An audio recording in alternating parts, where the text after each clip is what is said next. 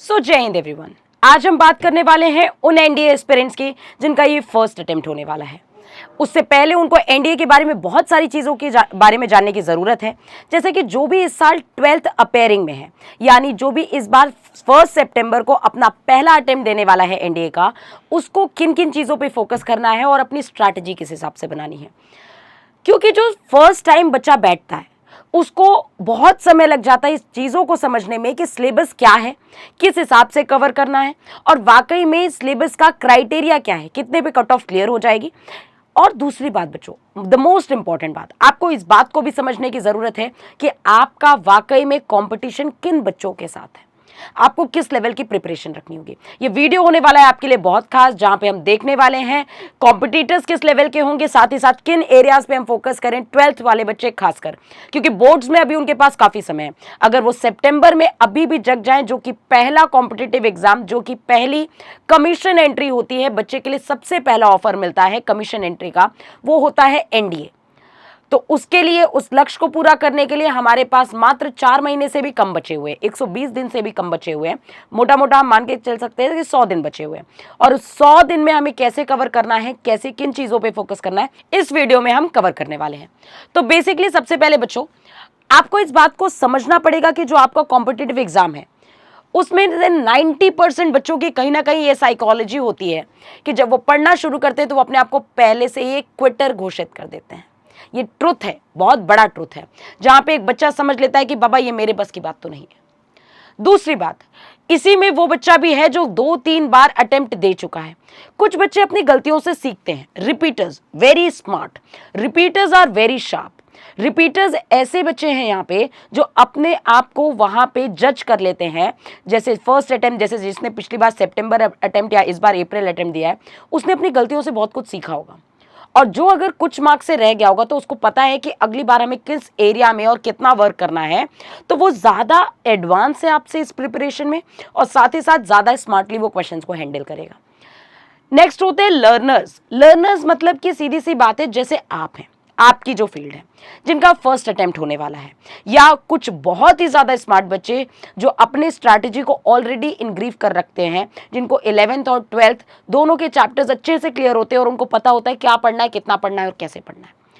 तो आपकी साइकोलॉजी भी यहाँ से यहाँ तक जानी चाहिए। आपको भी सबसे पहले लर्नर्स के फेस में आपको बहुत अच्छे से अगर प्रॉपर गाइडेंस मिल जाए इन 4 महीने में, आप बहुत कुछ अच्छा परफॉर्म कर सकते हैं।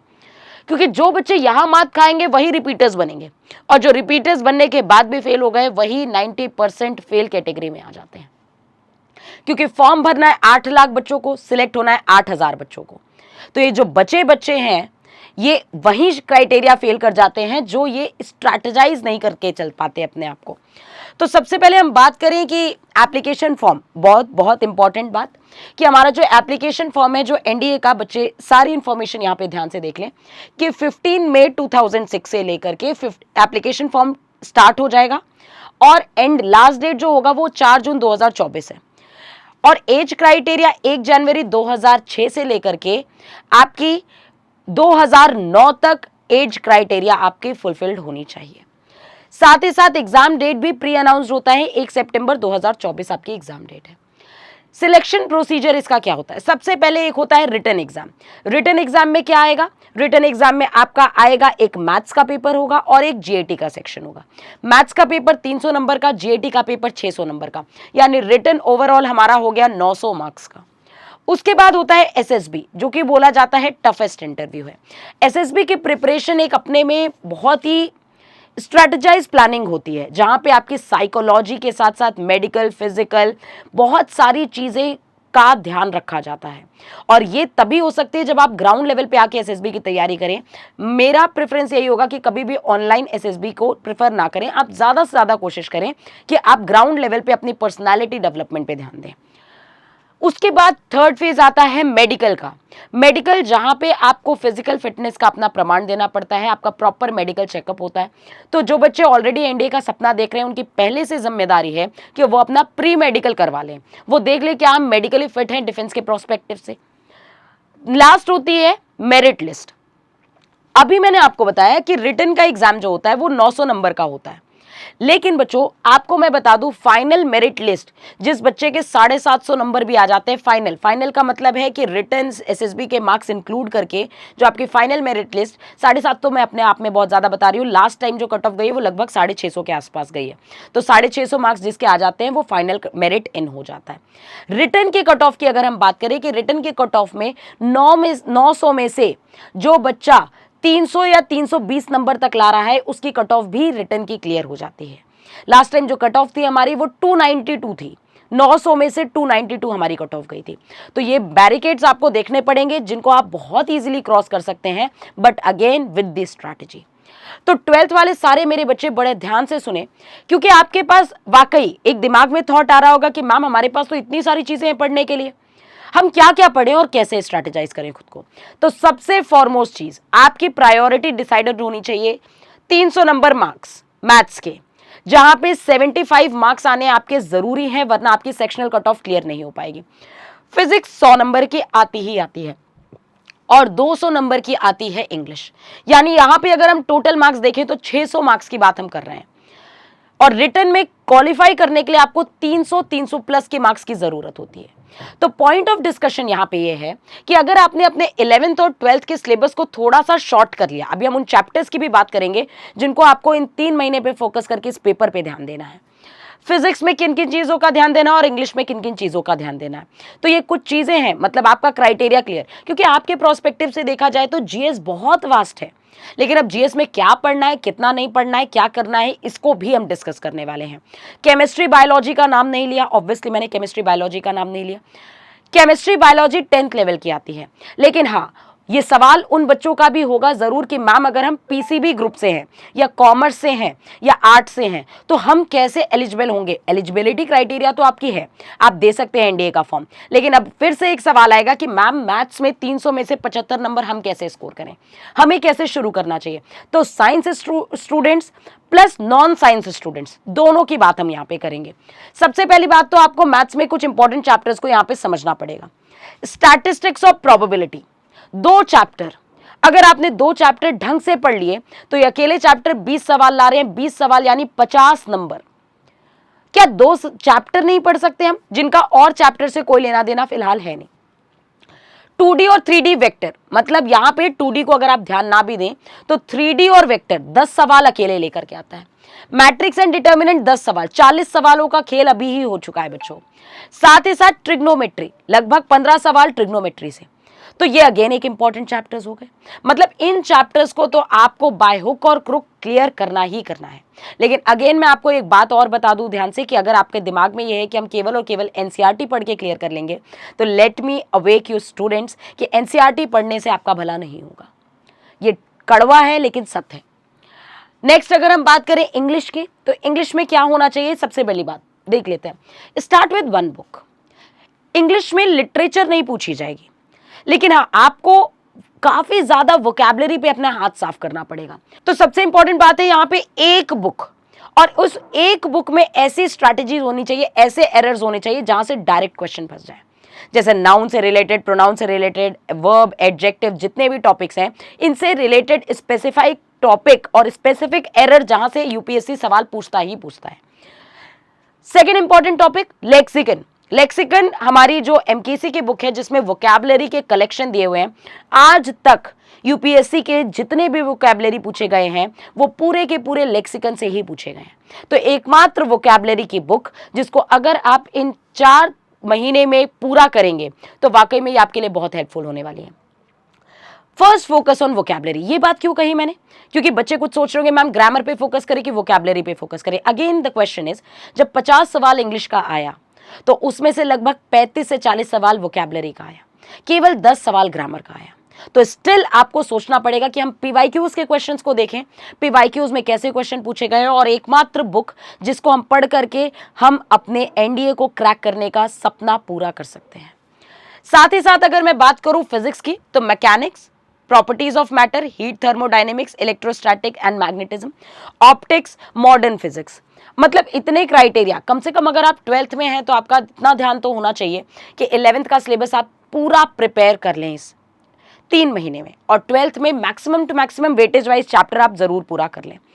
साथ ही साथ अगर हम बात करें बुक्स की, है ना, तो अल्टीमेट आपके दिमाग में आ रहा होगा मैम हर एक सब्जेक्ट की अपने में एक प्रॉपर डिजाइंड बुक होती है, जो बच्चा डिमांड कर रहा है, जो बच्चा सोच रहा है कि हमें इससे रिलेटेड फॉर्मूले मिल जाएं और उसी पे बेस्ड क्वेश्चन मिल जाएं और 0 टू हीरो लेवल के क्वेश्चन मिल जाएं, यानी एकदम बेसिक से टॉप लेवल के क्वेश्चन और एकदम फ्लो में। तो अगर आपको ऐसी बुक चाहिए जहां पे आपकी बेहतरीन प्रिपरेशन हो जाए प्रीवियस ईयर के कलेक्शन के साथ साथ एमसीक्यू के साथ, और साथ ही साथ आपको यूपीएससी के स्टैंडर्ड के लेवल के क्वेश्चन चाहिए, तो जल्दी से जल्दी ऑर्डर कर लीजिए 9696333333 पे बुक का ऑर्डर कर लीजिए। साथ ही साथ ये जो बुक्स हैं ये आपकी हर एक सब्जेक्ट की सेपरेट बुक्स बनी हुई है, जैसे आप mathematics, physics, objective English, lexicon, history, polity की बुक्स हो गई, बायोलॉजी हो गई, केमिस्ट्री बायोलॉजी हो गई, ज्योग्राफी हो गई, तो हर चैप्टर हर एक सब्जेक्ट की अपनी स्पेसिफाइड बुक है। तो बेसिकली शुरू जरूर करो क्योंकि सारी बुक बहुत ही ज्यादा रिसर्च के साथ बनाई गई हैं और ये आपके लिए बहुत रामबाण प्रूफ होने वाली है, और ये बात हम बहुत बार प्रूव कर चुके हैं कि इन्हीं बुक से क्वेश्चन आते हैं। नेक्स्ट अगर हम बात करें केमिस्ट्री और बायोलॉजी, तो केमिस्ट्री और बायोलॉजी बच्चों अप टू 10th लेवल का ही आता है। केमिस्ट्री और बायोलॉजी आपका नीट या आईआईटी लेवल का नहीं आने वाला है, तो फॉर दैट मैटर आपको 10th लेवल की अपनी केमिस्ट्री और बायोलॉजी कंप्लीट करनी पड़ेगी। उसमें भी जो टॉपिक्स हैं वो जरा देख लेते हैं। Difference between living and non living, basic lifes of cells, constituents of food, growth and reproduction, human body and its organ, acid, base or salts, carbon and its compound, physical and chemical changes, structure of atom, properties of air and water, mixture of and compounds। तो basically ये सारी चीजें आपको prepare अपनी करनी ही करनी है। What about geography? अब ये सेक्टर सोच करके एकदम डर मत जाना, ज्योग्राफी पूरा पढ़ने के लिए बिल्कुल नहीं कहूंगी इन 4 महीने में, जो कि फिजिबली पॉसिबल है भी नहीं, बट हाँ अगर हम कुछ सेक्टर्स पे ध्यान दे दें तो मजा आ जाएगा कि हमें क्या पढ़ना है, कितना पढ़ना है। जैसे द अर्थ, लैंडफॉर्म्स, क्लाइमेट्स, ज्यादा नहीं, 2-2 दिन के टॉपिक्स हैं, ठीक है, वाटर एंड ओशन, ठीक है, physiography, climate, vegetation and soil, the world population distribution and density and its growth, साथ ही साथ land resources and agriculture and international trades. ये सारे टॉपिक्स अगर आप ज्योग्राफी में ध्यान से देखेंगे, जैसे माउंटेन से रिलेटेड, रिवर से रिलेटेड क्वेश्चंस, और साथ ही साथ आपकी ज्योग्राफिकल पॉइंट्स, बायोस्फीयर से रिलेटेड, ये सारी चीज़ें थोड़ा सा एटमॉस्फेयर के बारे में पढ़ के जाएंगे तो डेफिनेटली। और अगर आपको वाकई जानना है ना कि क्वेश्चंस कैसे आते हैं, तो प्लीज़ आप सबसे पहले पीवाईक्यूज ऑर्डर करें, है ना, पीवाईक्यूज को जरूर सॉल्व करना शुरू करें। पीवाईक्यूज में एक बार देखें कि किस लेवल के क्वेश्चन आते हैं और उस हिसाब से आपको समझ में आएगा कि अगर हमने पीवाईक्यूज भी ढंग से सॉल्व कर लिए तो हमें समझ में आएगा क्या पढ़ना है, कितना पढ़ना है और कैसे पढ़ना है, ठीक है। नेक्स्ट अगर हम पॉलिटी की बात करें तो स्केड्यूल्स, 12 स्केड्यूल्स हैं, इस 12 के बारे सारे इंपॉर्टेंट है। यूएन के बारे में, इलेक्शन कमीशन के बारे में, फंडामेंटल राइट्स एंड ड्यूटीज, ठीक है, DPSP and all, amendments, DPSP, preamble और कैग, जैसे कि सुप्रीम कोर्ट के बारे में नॉलेज आ सकती है, कैग से रिलेटेड आ रही है, फाइनेंस कमीशन ऑफ इंडिया से रिलेटेड आ सकती है इन्फॉर्मेशन, आपके शेड्यूल्स और आर्टिकल्स, फंडामेंटल राइट्स जितने भी हैं हमारे 12 से लेकर 35 के बीच में, तो इससे रिलेटेड कोई ना कोई क्वेश्चन हमारा उठ ही सकता है। तो ये जो टॉपिक्स हैं, है ना, करंट से थोड़ा रिलेट करते हुए हम इन टॉपिक्स को भी अगर प्रॉपरली पढ़ लें, बहुत ज़्यादा समय नहीं लगने वाला, लेकिन हाँ जैसे कि यहाँ पे फंडामेंटल राइट्स और ड्यूटीज़ और स्केड्यूल्स है, ये आराम से बच्चा कवर कर सकता है। देखो यार, लास्ट के 3 मंथ है तो मेहनत तो करनी पड़ेगी। मैं आपको ये बता रही हूँ क्या पढ़ना है, कितना पढ़ना है, और इनके स्क्रीनशॉट जरूर रखिए। वर्दी मिलना इतना भी आसान नहीं, उसके लिए तपना तो पड़ेगा, और जो तपेगा, जो मेहनत करेगा इन 3 महीने में, उसी की वर्दी होगी। अब यहाँ पे क्या है, current affairs. Current affairs basically last 6 month का आपको कवर करना है, जैसे national, international, defence, sports, scheme, person of news, जैसे अवार्ड्स जिसको जितने इंपॉर्टेंट अवार्ड्स होते हैं, कोई पर्सन अगर न्यूज़ में रहा है तो जैसे CMs VMs कभी कभी न्यूज़ में आ जाते हैं, या कोई पर्टिकुलर पर्सन लद्दाख में है ना, तो ये सारी चीज़ें जो जितनी भी न्यूज़ हैं, ये सारी चीज़ें आपको थोड़ा सा ध्यान से पढ़ना पड़ेगा, और लास्ट 6 मंथ का, बहुत ज़्यादा डिटेल में नहीं, लेकिन हाँ लास्ट 6 मंथ का चीज़ों को कवर करना है। हमारे चैनल्स में करंट अफेयर की क्लासेस चलती भी रहती हैं, तो अगर आप उन वीडियोज़ को भी देखेंगे तो वहाँ से डायरेक्ट क्वेश्चन आ जाते हैं। नेक्स्ट अगर हम बात करें कॉमर्स और आर्ट्स स्टूडेंट्स की, तो सबसे पहले मेरी बात बहुत ध्यान से सुनना। एकदम पहले बात, जो तुम्हारे दिमाग में जो एक फियर बैठा हुआ है, कई बार मेरे से बात करने आते हैं जब बच्चे बायोलॉजी के, है ना, या फिर आर्ट्स के, मैम हमारी हेल्प करो, हमें तो कुछ आता ही नहीं है, मैम हम मैथ्स कैसे शुरू करें, बहुत सारे सवाल होते हैं। पहली बात तो मैं तुम्हें एक बात बता दूं, मैथ्स वाले बच्चों से डरने की ज़रूरत नहीं। मैथ्स वाले बच्चों में भी कई बच्चे तुम्हारे कंपटीशन के लेवल के हैं ही नहीं। आपको ये समझना है कि जो भी टॉपिक आपको पढ़ना है वो आपको 0 से शुरू करना है। बस 10 तक मैथ्स पढ़ी है ना, उतना सफिशिएंट है। उसके बाद जो हम पढ़ाते हैं आपको, वो एकदम ये समझ के पढ़ाते हैं कि आपने 11th और 12th में कुछ भी नहीं पढ़ा है ना। तो बेसिकली जो अभी आर्ट्स में है भी और साइंस में है भी, उनको भी अपना फ्रेश स्टार्टअप करना है। सबसे पहली बात, अपने मैथ्स पे काम करना शुरू कर दो। मैथ्स, क्योंकि मैथ्स की कट ऑफ नहीं क्लियर होगी तो एनडीए कैसे निकलेगा, फर्स्ट फॉरमोस्ट। दूसरी बात, you can easily start with biology. Biology मतलब स्कोरिंग है यार, बायोलॉजी आपके लिए रामबाण है। तो आप बायोलॉजी को से शुरू कर सकते हैं, जो कि आपको स्कोर करवाएगा। फिजिक्स को थोड़ा कर दो, कम कर दो, और बायोलॉजी को थोड़ा ज्यादा बढ़ा दो। Start preparation from any trusted study material, that is very very important. कहीं से भी कोई भी मटेरियल मिल रहा है, कुछ भी पढ़ते चले जा रहे हैं, इतना समय नहीं ना है हमारे पास।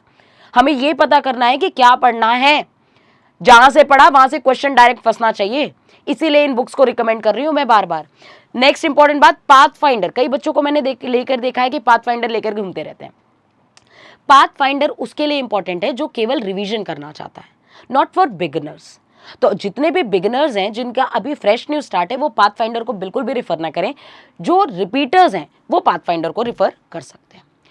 साथ ही साथ मैथ्स के, नॉन मैथ्स स्टूडेंट्स के मैथ्स के टॉपिक सबसे पहले they should start from trigonometry, very very important, क्योंकि ट्रिग्नोमेट्री का काम हर चैप्टर में, अलग अलग चैप्टर में काम पड़ता रहता है। Relation and function, function is very very important, क्योंकि फंक्शन पढ़ोगे तभी कैलकुलस समझ में आएगा। ठीक है। Matrix and determinant, most scoring और मोस्ट ईजी पार्ट, बहुत आसान चैप्टर है, बहुत ही इजीली आप कर जाएंगे। स्टैटिस्टिक्स एंड प्रोबेबिलिटी, मतलब अगर इतना चैप्टर पढ़ लो तो भी तुम्हारा कट ऑफ क्लियर हो जाएगा। ट्रस्ट में, इतना चैप्टर भी अगर तुम ढंग से पढ़ लो तो कट ऑफ क्लियर हो जाएगा। विद टाइम टू टाइम हम आपको एडिशनल गाइडेंस और मैराथन्स और क्लासेस लेकर के आएंगे, तो that will add bonus point two your preparation. Okay. Next अगर हम बात करें हिंदी मीडियम स्टूडेंट्स की, तो सबसे इंपॉर्टेंट बात है कि आपस में एक अच्छा बॉन्ड बनाएं, आपस में एक कंपटीशन, एक हेल्दी बॉन्ड बनाना चाहिए आपको, कि एक ग्रुप बनाना चाहिए, मतलब जहां पे आप चीज़ों को डिस्कस कर सकें। और ना केवल हिंदी मीडियम या इंग्लिश मीडियम वाले बच्चों के साथ भी है, आपका एक हेल्दी कॉम्पिटिशन होना बहुत ज़रूरी है। Start working on English. सबसे बड़ा जो तुम्हारा फियर है इंग्लिश का, स्टार्ट वर्किंग ऑन इंग्लिश, क्योंकि अगर आपकी ग्रामर अच्छी है, लेकिन ग्रामर से ज्यादा वोकैबुलरी का काम यहाँ पे है, तो वोकैबुलरी के लिए lexicon book already I have referred, तो लेक्सिकन को ले लो और प्रॉपरली डेली कम से कम 20 से 25 वर्ड उसके याद करते हुए चले जाओ। Read newspaper. न्यूज़पेपर रीड करने का मतलब ये नहीं है कि एक न्यूज़पेपर ले लिया एक दिन में पढ़ लिया, नहीं भाई, एक न्यूज़पेपर खरीद लो, उसका एक आर्टिकल एक दिन में तुम पढ़ो। एक न्यूज़पेपर खरीद करके उसको तुम एक हफ्ते तक चलाओ, हमें कोई दिक्कत नहीं है।